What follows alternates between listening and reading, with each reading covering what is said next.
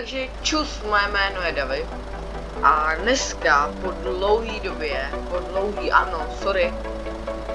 trvalo mi to prostě, začala škola a neměl jsem ani náladu na to natáčet, takže za to se vám omlouvám.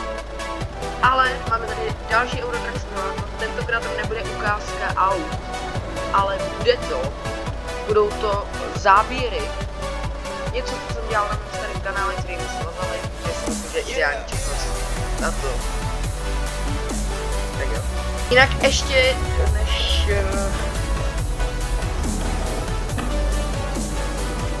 než to, tak se budu snažit, dodržovat předpisy.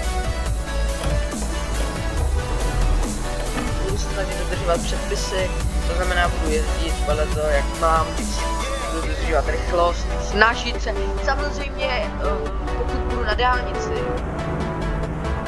a bude tam třeba 140, tak jsem pojedu 140 ve městě, 50. Bude někde 80.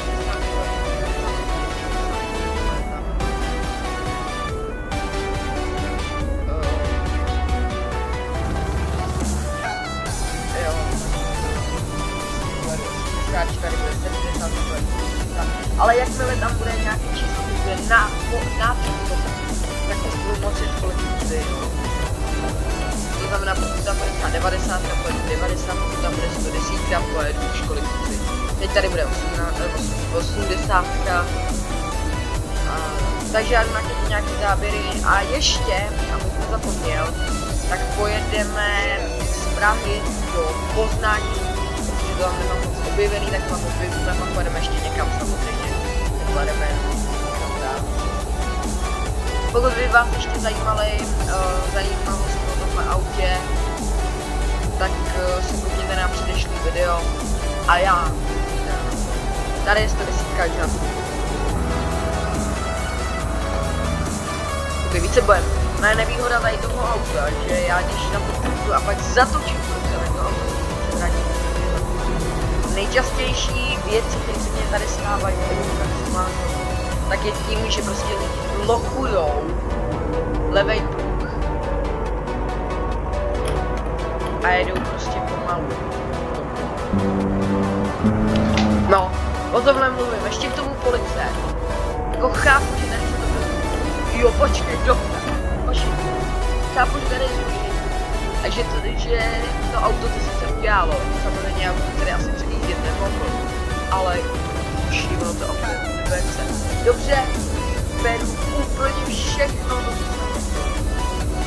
je mi úplně jedno, pokud byste nevěděli, já jsem z Liberce, takže tady tu je v Eurotracku, tady Liberec není ani v západě, kde prostě Liberec není, tady je jenom pochcaná Ostrava, nic proti Ostravách. Mohli jsem udělat Liberec. Tak je vzácno, že nejdu. Tady toto. Ale hoši, nebudeme tady 60. Celý kamiony, to mají ještě, no ještě brzdí. Tady už na to fakt nemám.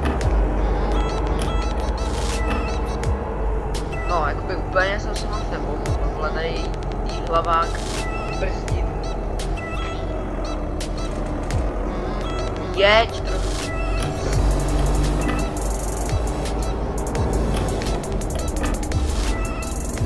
Ok, tak tohle byla moje chyba, ale vadí se moc. Jak chystám se ještě dělat video BMG Drive, tam bude taky ukázka, že mám mod, který dělá do BMG prostě ty trojkový Superby, což tady to je ta faceliftová verze. Polsko! Wow, už bychom mohli být zakpade, že? Tak, halo, jdem. Mám pocit, že když vás chytne radar, já mám teda vyplý pokuty, já mám jinou damage, takže mě dělat ničeho naraz, takže to nedá žádný damage. Asi se pustat. Tady totiž něco dělají. No, 30, na co? Na co 30?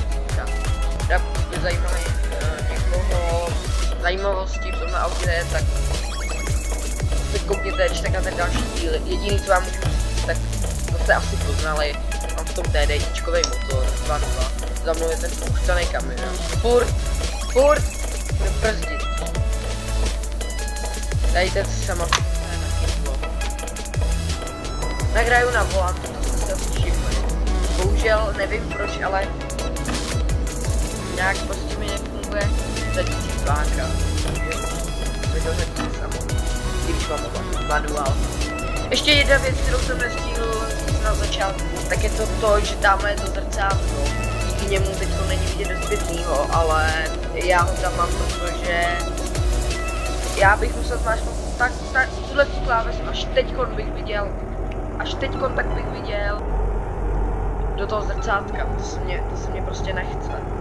Bylo by to realistický, ale já nemůžu to čekovat furt to jedno zrcátko. Dělat tady to. Nemůžu. Jinak pokud byste chtěli, a to vám natočit klidně můžu, bude to trošku delší video, tak že pojedu vlastně úplně ze západu až úplně do toho, až úplně do Anglie, úplně na nejvršek.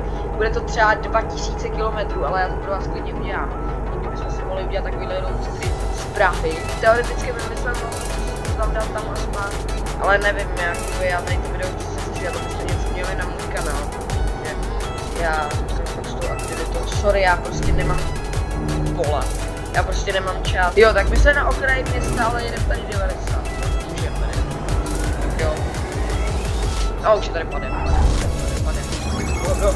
Vždycky vzadu. No ne, blbý a to nevím, jestli tady jde, ale možná by mohlo. Zkusím. Já mám totiž na kamionech takovou úpravu, že mi to dokonce ukazuje, kolik jedu, jaký mám čas, co mám zařazeno a tak. Zkusím si to tady.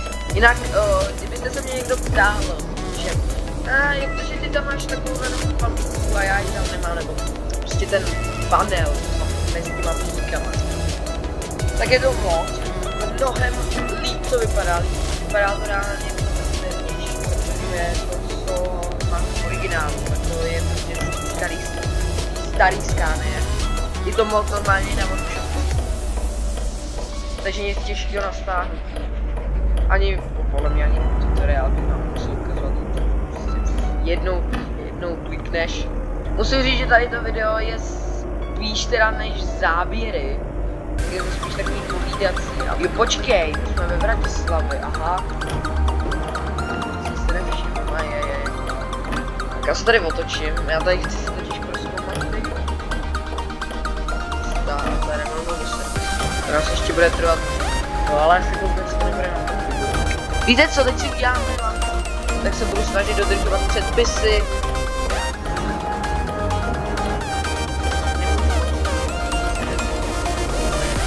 Ale mohli jsme si tam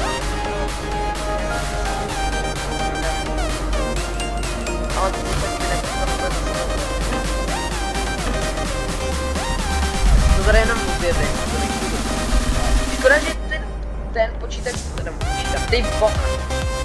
Škoda, že tady to, co tady je, ten display, dole to takže zpátky, takže to, že tam neumí kameru. Já se zajedu jenom do toho, do opravny. Já vždycky na to chci tohle a nemůžu, ale teda když nemám tam dost pravidel, ve městě můžu jezdit klidně z toho fotů, prostě, protože mě to nebaví. Mě to prostě nebaví. Čekaj, tak mi dejte chvilku, já to tady na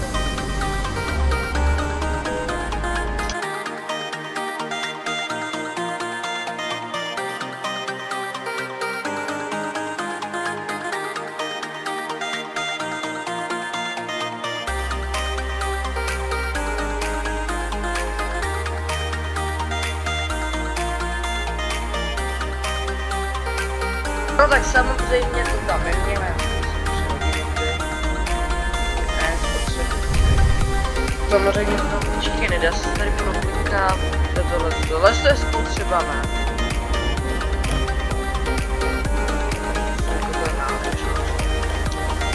Ne, no, ne, to já se vždycky rozjedu, pak jenom